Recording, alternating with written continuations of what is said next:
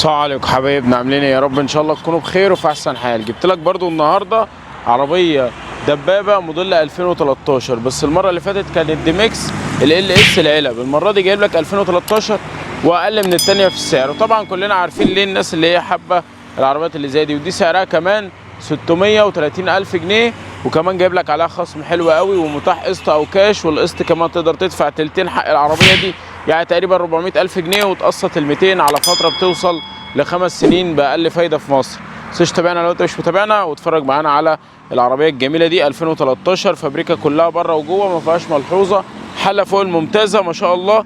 عندك كمان هنا العربيه دي بتكون باور، طبعا ما فيهاش هنا الفانوس بتاع الشبوره ما شاء الله. العربيه حاله من الامام زي ما احنا شايفين، فيها رخصه سنه كامله، فيها كمان هنا التصاط بتاعتها والكاوتش بتاعها حالته ممتازه.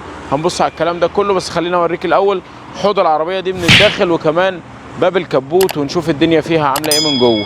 يلا بينا عشان ما اطولش عليك، ولكن طبعا فضلا وليس امرا دعم حضرتك لينا بلايك جميل مش هيكلفك اي حاجه، واشتراك في القناه لو انت مش مشترك معانا عشان شرف كبير جدا ليا ان حضرتك معانا في القناه. تعال ما نكمل في باقي العربيه. طبعا ما شاء الله زي ما احنا شايفين هنا عندك الكبوت ما اتحلش من مكانه، كمان عندك هنا الضلفه بتاعت الكبوت او باب الكبوت زي ما انت بتحب تقول، ما شاء الله ما فيهاش اي اثار لسمكره او بوهيات او رد على البارد لا قدر الله.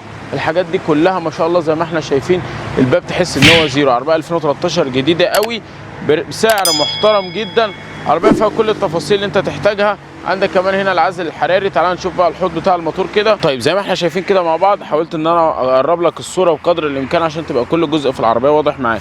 عندك طبعا المكن احنا قلنا ان هي تربو، عندك هنا ما شاء الله الكارتيرات بتاعت العربيه من ناحيتين ما شاء الله حاله فوق الممتازه، مفيش اثار لدق سمكره لحمات لا قدر الله بوهيه، الكلام ده كله طبعا ممنوع شنب العربيه. عندك هنا جديد قوي ما شاء الله زي ما احنا شايفين، حتى العوامل الجويه حاجات بسيطه جدا اللي متاثر فيها. عربيه 2013 برضو فطبيعي ان انت تلاقي فيها الحاجات دي، لكن كدق الكلام ده كله الحمد لله احنا اصلا ما بنشتغلش مع الناس اللي بتجيب الحاجات دي. كل الناس طبعا عارفه ان احنا عجلنا كله بيكون جديد، ما بنحبش نشتغل في الحاجات اللي هي ايه مضروبه. خلينا نشوف كده جنب العربيه مع بعض عشان ما اطولش عليك. يلا بينا تعالى نكمل بقى في العربيه. طبعا زي ما احنا شايفين عندك هنا حاله الكاوتش ما شاء الله 80 85% كده. عندك طبعا الرفارف هنا ما شاء الله، حتى بص التكاليح ده بيدل على ان ايه هي ببوهي بلادها ما شاء الله. زي ما احنا شايفين عندك الباب بتاعها ما شاء الله مفيش اي بوهيات خالص. طبعا الصندوق ما بنتكلمش عليه عشان كله عارف ان الصندوق كده كده هي الشده بتاعت العربيه، عليها شده جديده ما شاء الله. ده بالنسبه لجنب العربيه مفيش فيها شغل كتير، فيها فرنتونه طبعا وصدر، وفيها فرش وسروجه من الداخل هنبص عليهم لما ندخل جوه العربيه.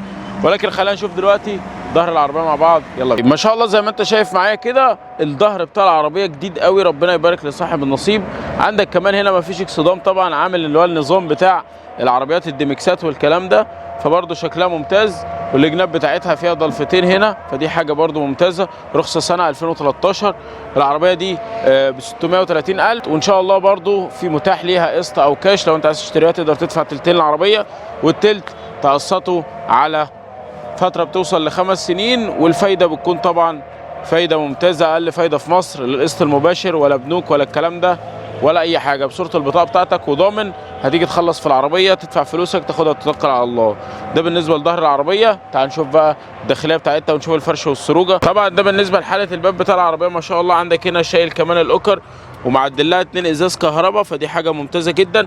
بالنسبة للفرش بتاع العربية طبعا هنا معمول الفرش بتاعها برضو من الجلد، وفي حته من القماش كده في النص عشان طبعا الراحه بتاعتك في فصل الصيف، ده زي ما احنا عارفين الكلام ده كله. تعال اما نشوف بقى الطاره بتاعت العربيه والحاجات دي. عندنا عداد العربيه، طبعا العداد مش هيفرق بقى لانها 2013 ما شاء الله. زي ما احنا شايفين العربيه باور، ولكن هنا طبعا مكان التكييف والكلام ده والكاسيت ما شاء الله. الفتيس بتاعها الهاند بريك. طبعا اتفرجنا على العربيه بالكامل من الخارج ومن الداخل، وقلت لك على كل التفاصيل بتاعتها. العربيه 2013 مطلوب فيها 630,000، ان شاء الله نجيب لك عليها خصم حلو قوي كمان من خلال المعرض هنا، وكمان متاح قسط لو انت عايز تشتري العربيه دي قسط. العربيه دي هتدفع تلتينها اللي هو تقريبا 400,000 جنيه، وهتبقي ال 200 وشويه على فتره بتوصل ل5 سنين.